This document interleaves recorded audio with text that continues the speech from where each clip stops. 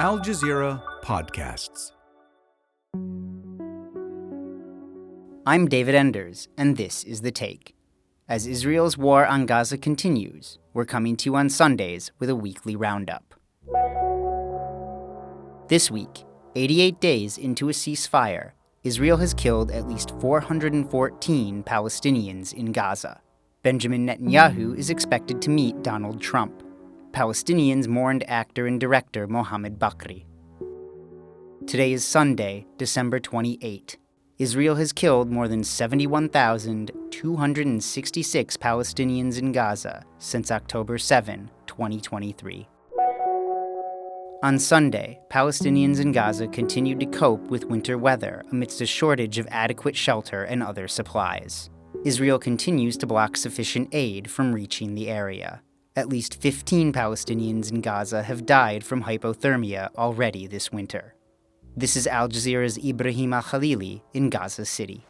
We are here inside the port of Gaza, a place used as a shelter for hundreds of thousands of displaced Palestinians who are being forced to shelter in tents after getting their houses destroyed or being forced to displace from the eastern parts of the Gaza.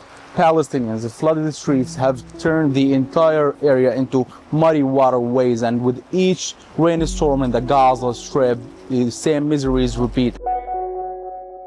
In the occupied West Bank on Saturday, Israeli forces were carrying out raids amidst a total lockdown of the town of Kabatia. Israeli officials claim a Palestinian man from the town carried out an attack in northern Israel on Friday. Here's Al Jazeera's Nida Ibrahim. We've been hearing from witnesses there that the Israeli bulldozers have started destroying some streets, taking several homes as military bases in anticipation of what Palestinians expect to be days-long attack. Now, they say that while the Israeli forces say that this assault aims to thwart any Palestinian militants or Palestinian fighters from conducting attacks against Israeli targets, Palestinians remind the world that since January of this year, Israeli forces have been stationed inside the Jenin refugee camp as well as other refugee camps in the occupied West Bank under the very same excuse. Saturday marked 1 year since Israel detained Dr. Hussam Abu Safia, the director of Kamal Adwan Hospital in northern Gaza. Abu Safia gained international recognition for refusing to abandon the hospital despite Israeli attacks. Abu Safia's son, Ilyas, spoke to Al Jazeera. My father has been living under harsh and difficult conditions, deprived of food, water, and the necessary medication for his treatment. In addition, he was denied access to a specialist surgeon for a required operation due to the last injury he sustained at the Kamal Adwan compound, which affected his left thigh. Approximately 6 fragments are still lodged in his left thigh, causing severe inflammation, heavy bleeding, extreme swelling, and immense pain. Despite this, the Israeli military deliberately avoided referring my father to a specialist for surgery, or even providing him with the necessary medical care. الجيش الإسرائيلي تعمد بعدم عرض الوالد على الطبيب المختص لإجراء هذه العملية. On Monday, Israeli Prime Minister Benjamin Netanyahu is expected to meet U.S. President Donald Trump. Among the topics they are likely to discuss are further Israeli strikes on Iran and the disarmament of Hezbollah in Lebanon, where Al Jazeera's Zeina Khodr filed this report. To diffuse tensions, Lebanon has agreed to U.S.-mediated direct political negotiations with a longtime enemy for the first time in decades. They're being held here in the coastal town of Nakura, close to the border with Israel. But the talks haven't stopped the Israeli attacks, in a message that negotiations will be held under fire. The army says the second phase of its disarmament plan will begin in January. The area between the Litani River and the Awali River will be next.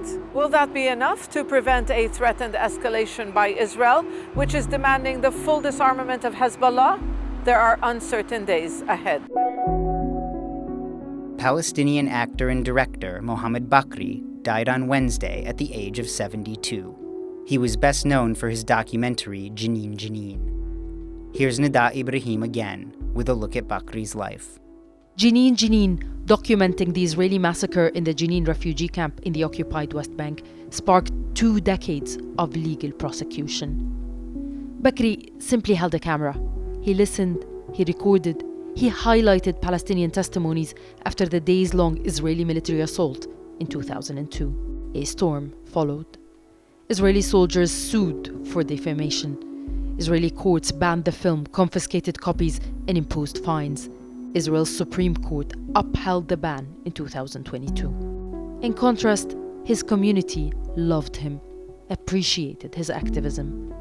In Jenin, people showed the documentary to younger generations, a powerful reminder of how history is repeating itself. Despite censorship and economic hardship, Bakri kept directing, kept acting, kept funding his films through personal loans. He had a long career, but Bakri was ready to give more. I am now 72 years old. I have in my mind at least 4 to 5 movies to make, but I won't do any of them because I won't have the time.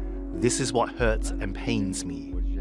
The Palestinian film and theatre world mourns a pioneering actor, a director, a man who preferred above all to be known simply as a Palestinian. And that's The Take for Sunday, December 28. Please join us again tomorrow. This episode was produced by me, David Enders. Our sound designer is Alex Roldan. Alexandra Locke is The Take's executive producer, and Ney Alvarez is Al Jazeera's head of audio.